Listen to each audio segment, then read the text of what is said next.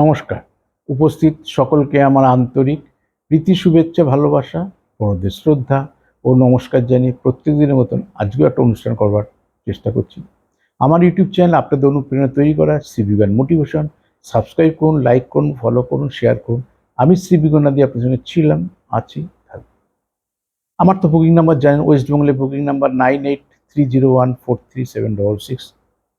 কলকাতার সাউথে একদিন, সেন্ট্রাল ক্যালকাটা একদিন, নর্থ ক্যালকাটায় আমার নিজস্ব যে শোরুম সেখানে 3 দিন। এছাড়া যারা অনলাইন পরিষেবা নেবেন মনে করবেন, কলকাতার চেম্বার এলেও যা ভিজিট, অনলাইন পরিষেবা একই ভিজিট। শুধু ফিজিক্যালি যখন ব্যাঙ্গালোর যাই, গোয়া যাই, মহারাষ্ট্রের বোম্বে যাই, হায়দ্রাবাদ যাই, সেখানে মিনিমাম 5,000 টাকা ভিজিট। কিন্তু অনলাইন ভিজিট 3,000 টাকা, কলকাতা চেম্বার এলে দেখাতেও সেম ভিজিট। ওই জন্য ঘরে বসে পরিষেবা নেওয়াটাই আপনাদের জন্য বুদ্ধিমানের কাজ। আগে যেমন অনেক যেতাম বাইরে, লকডাউনের পর থেকে বেছে বেছে খুব কম বাইরে যাওয়া হয়। কিন্তু বয়স বাড়ছে, পরিবেশ পরিস্থিতি চেঞ্জ হয়েছে, সমস্তটা দিকটা গুরুত্ব দিই যাতে আপনার পরিষেবা থেকে বঞ্চিত, তার জন্য লাইভ অনুষ্ঠান করি। কখনো হায়দ্রাবাদ থেকে, কখনো ব্যাঙ্গালোর থেকে, কলকাতা স্টুডিও বসে তো করি। তা আমাদেরকে মাথায় রাখতে হবে, এই ম্যাক্সিমাম মানুষ, বাবা মারা খুব বিচলিত সন্তানদের চঞ্চলতা নিয়ে। কিন্তু আপনি আইডেন্টিফাই করুন যে সন্তান চঞ্চল, চঞ্চল পড়ছে না, নাকি হাতে পায়ে চঞ্চল, কিছু জিনিসপত্র ভাঙছে, নাকি আপনার অবাধ্য, আপনার কথা শোনে না, নাকি অনেক পড়ছে, কথা শোনে, অথচ পরীক্ষার রেজাল্ট খারাপ হচ্ছে। এরকম করে বাঁচতে হবে আপনাকে। আমি এগুলোকে ছোট ছোট করে ব্যাখ্যা করে বোঝাবার চেষ্টা করি। প্রথমত, প্রত্যেকটা চঞ্চলতার আলাদা দিক আছে। যে আমার বাচ্চা, অনেকে আছে বলে বিদ্যুতার বলার কিছু, সারাদিন বাচ্চাটা বই নিয়ে বসে থাকে, স্কুলে বাড়িতে পারছে, দিদিমণির সামনে পারছে, স্কুলে খাতায় খারাপ রেজাল্ট হচ্ছে। কি করবো বিদ্যুতা? বাচ্চাকে না বকতে পারছি, না শাসন করতে পারছি, কি করা যায়? এটা একটা সমস্যা। একটা বাচ্চা সারাদিন এত চঞ্চল, পড়েই না, অল্প একটু পড়লেই হয়তো মনে থাকে, কিন্তু পড়তেই বসে না।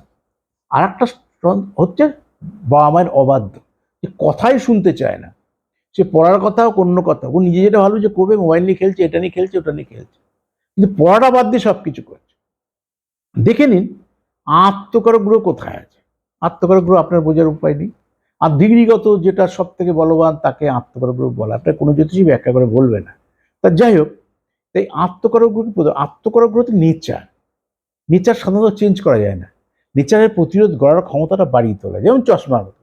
চশমা পড়েছি মানে চোখ ভালো হয়ে গেছে এটা নয়, খুলবো আবার আপচাই দেখবো। কিন্তু চশমাটা পড়েছি বলে, বিজ্ঞান উন্নত, চশমা পড়েছি বলে দেখতে সাহায্য করছে। এইটুকু বিজ্ঞান থেকে আশা করছি, বিজ্ঞান তো চোখ চেঞ্জ করতে পারবে না।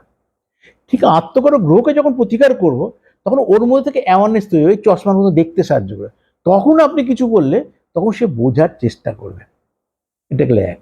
এবার চঞ্চলতা, হাতে পায়ে চঞ্চলতা, চাঁদ কোথায় কিভাবে আছে। চন্দ্র যদি খারাপ থাকে, সেই বাচ্চা হাতে পায়ে শুধু চঞ্চল হয়, মানসিকভাবে অস্থিরতা হয়। মায়ের সাথে মটকা, চাঁদ হচ্ছে মন, চাঁদ হচ্ছে মানসিকতা, চাঁদ হচ্ছে মা। অনেক বাচ্চাকে মা সহ্য করতে পারে না, মা সহ্য করতে না, মায়ের সাথে মত পার্থক্য থাকে, মাকে অনেক বাচ্চা সহ্য করতে পারে না। জানবেন চাঁদের প্রভাবটা খারাপ রয়েছে। এবার অনেক বাচ্চা সারাদিন ধরে পড়ছে, অথচ পরীক্ষার হলে গিয়ে খারাপ রেজাল্ট করছে, সেটাও সমস্যা। তাহলে বুধের কারণে হয়।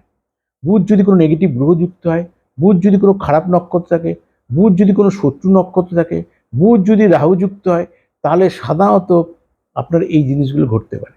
এবার যতক্ষণ না আপনি দেখাবেন, ততক্ষণ পুঙ্খানুপুঙ্খানুভাবে আমি তো কি কারণে আপনার এটা হচ্ছে, বা আজকে আপনার বাচ্চারা শান্ত, কালকে চঞ্চল হবে না, তার কি মানে আছে?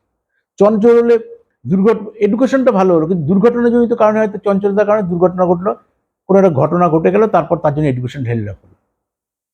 কারণ আমার দরকার এডুকেশন বয়সে এডুকেশনে প্রোগ্রেস করে, তাতে পড়াশোনায় মনোসংযোগ যে আসছে না, তাহলে তার সেইভাবে না পড়ছে, মনে রাখতে পারছে না, তাহলে তার একরকম প্রতিকার।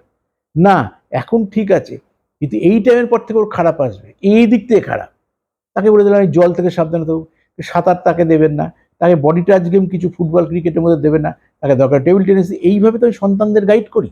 আপনারা যারা পুরনো দর্শক তারা জানেন, সিবিওয়ানের দীর্ঘদিন টিভি চ্যানেলে ভিগুদা মানে এডুকেশন, ভিগুদা মানে কেরিয়ার, এটা নিয়ে কোনো কথা হবে না। এবার ইউটিউব অনলাইন চ্যানেল করার পর লটারি টটারি এইসব নিয়ে মানুষ বেশি জানতে চায় বলে এইগুলো নিয়েও আলোচনা করার চেষ্টা করি। তা আপনার যে কোনো সমস্যা থাকুন, আমি সাবজেক্ট সিলেকশন করতে পারছি না, বাচ্চাটাকে কি পড়াবো, উচ্চ মাধ্যমিক রেজাল্ট বেরিয়ে গেছে, বুঝে উঠতে পারছি না, জেনারেল এডুকেশন কোনো প্রফেশনাল কোর্স করবো, জেনারেল এডুকেশনের চাকরি বাকরির বাজার এত খারাপ সারা ভারতবর্ষে, আস্তে আস্তে সবই প্রাইভেট হয়ে যায়, প্রায় প্রাইভেট হয়ে গেছে, আগে রেল, ব্যাংক মানে বিরাট ব্যাপার জানতাম, এখন সবই আস্তে আস্তে প্রাইভেট হয়ে যাচ্ছে, সবই কন্ট্রাকচুয়াল জব, এয়ারলাইন্সগুলো গেছেই প্রায়। আমার সন্তানের ভবিষ্যৎ কি? যে কোনো সমস্যা থাকুন অনলাইনে বিচার করতে পারেন ঘরে বসে।